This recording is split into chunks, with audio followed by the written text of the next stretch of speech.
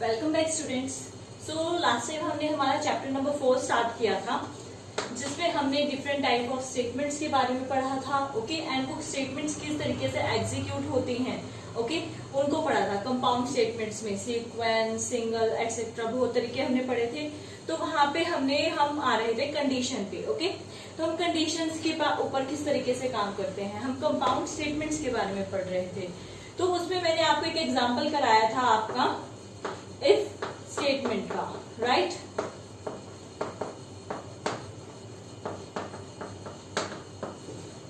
मैंने आपको एक एग्जाम्पल कराया था इफ स्टेटमेंट का, जिसमें हमने कंडीशन देखी थी कि अगर मेरी वैल्यू ग्रेटर देन 10 है और लाइक 15 है समथिंग, तो वो किस तरीके से वर्क करेगा, और if my value is less than that, then वो किस तरीके से वर्क करेगा। हमने उसकी वर्किंग को भी समझा था।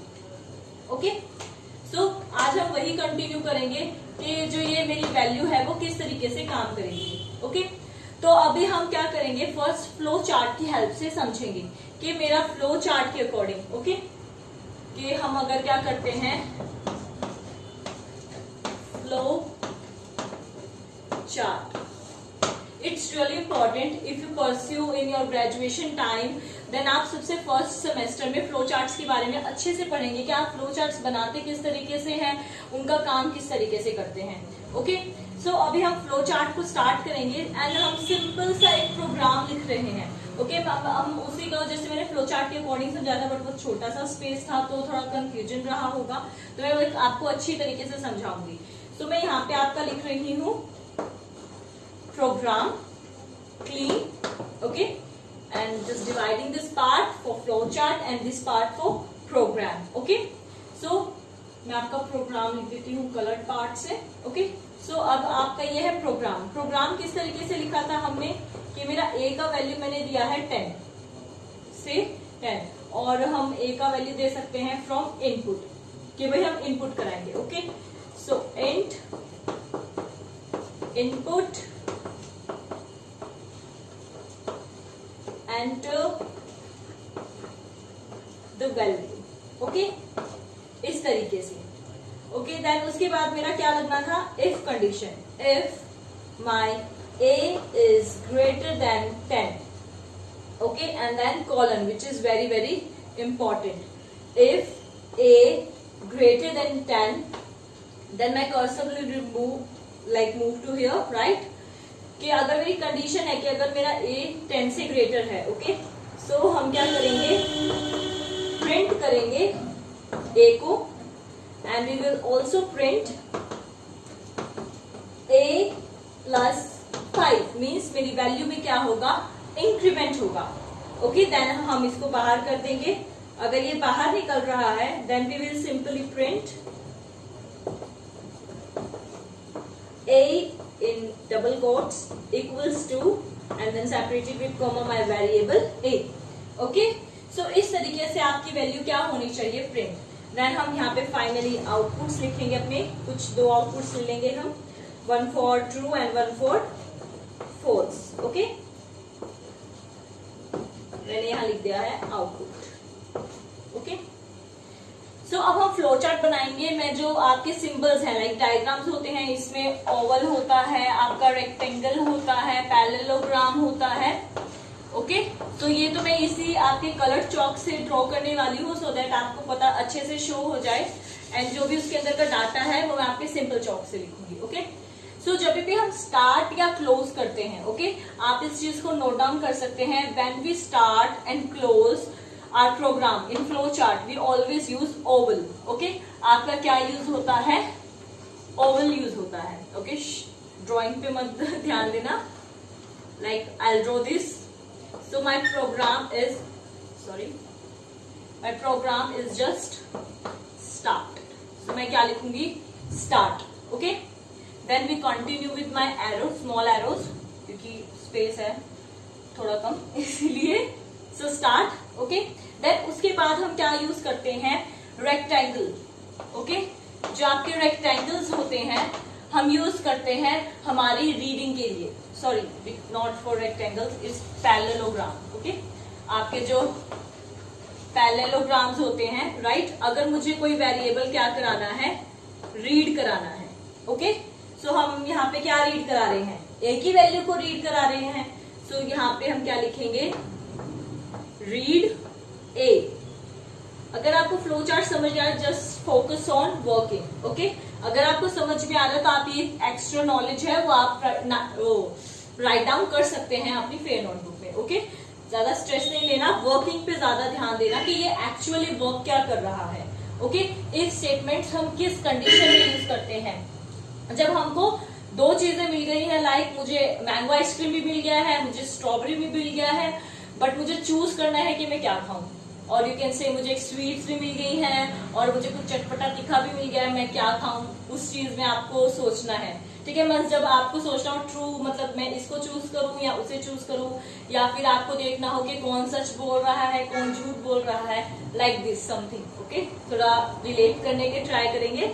सो उस तरीके से आपको ये काम करना है कि जब आपको एक कंडीशन दे दी जाए, ठीक है, लाइक क्या देते हैं ना कि एक फ्रेंड है, उसके दो बेस्ट फ्रेंड्स हैं, बेस्ट फ्रेंड जेलिसी में बोल देता है या तो उसको चूज करो या मुझको चूज करो, लाइक दैट। आपको ऐसे बहुत सारे कंडीशंस मिलेंगे इस स्टेटमेंट में। ये तो सिर्फ सिंपल सा एग्जांपल है, आप बहुत आगे बहुत है इस स्टेटमेंट के।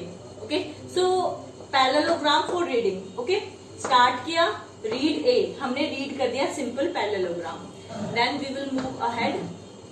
अब जब हमारा मेन प्रोग्रामिंग स्टार्ट होता है, अब मेरा यहाँ पे क्या है, प्रोग्राम मेरा स्टार्ट हो चुका है, मैंने वैल्यू को क्या करा दिया है, रीड करा दिया, मेरा प्रोग्राम हो चुका है start.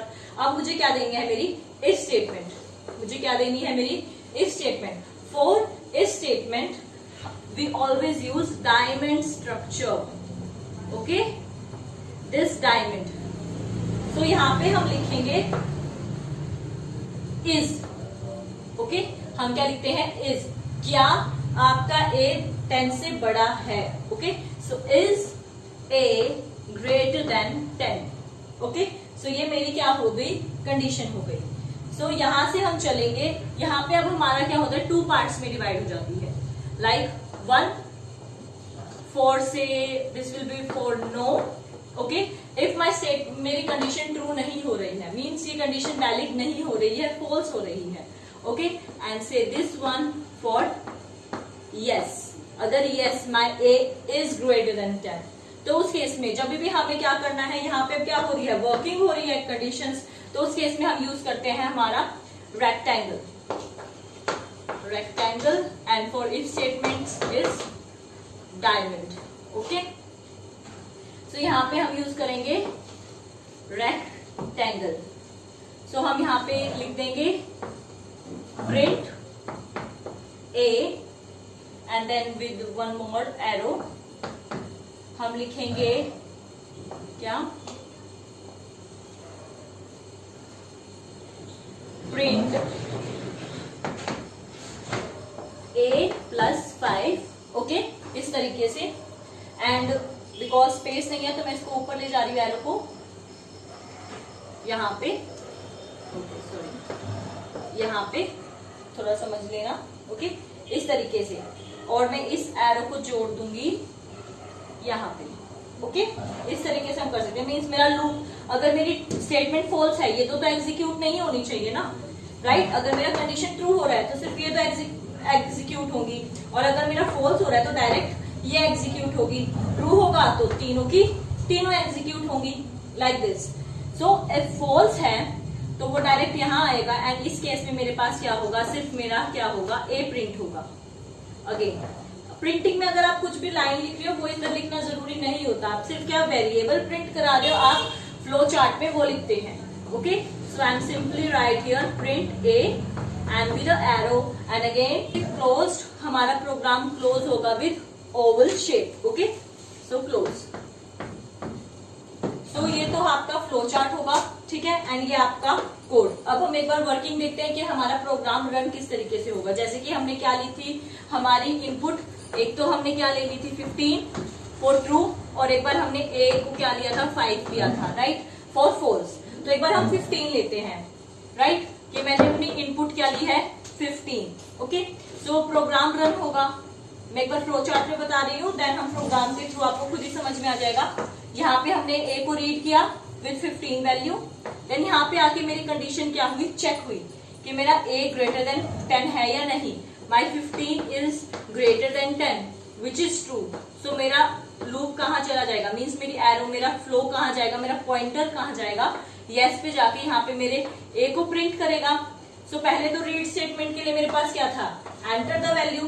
So for a equals to 15 यहाँ पे क्या आउटपुट रहेगी आपकी, enter the value and we will enter my value is like 15। Okay, then उसके बाद आपका 9 है, प्रिंट करेगा।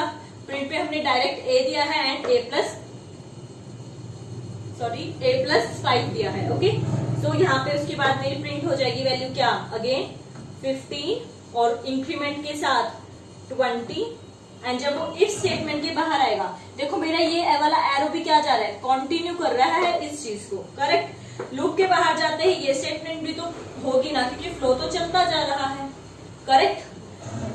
किस केस में ये स्टेटमेंट हमें अगर प्रिंट नहीं करवानी तब क्या करेंगे, वो हम आगे चैप्टर में पढ़ने वाले हैं। ओके, सो इस चीज को सोच के कंफ्यूज नहीं होना कि हम नहीं चाहते कि दो बार एक ही स्टेटमेंट प्रिंट हो रही है, हमको तो सिर्फ एक ही बार अपनी स्टेटमेंट को क्या कराना है, प्रिंट कराना है। ओके, सो उस केस के लिए कंफ्यूज नहीं होना, हम आगे चैप्टर में वो चीज पढ़ने वाले हैं।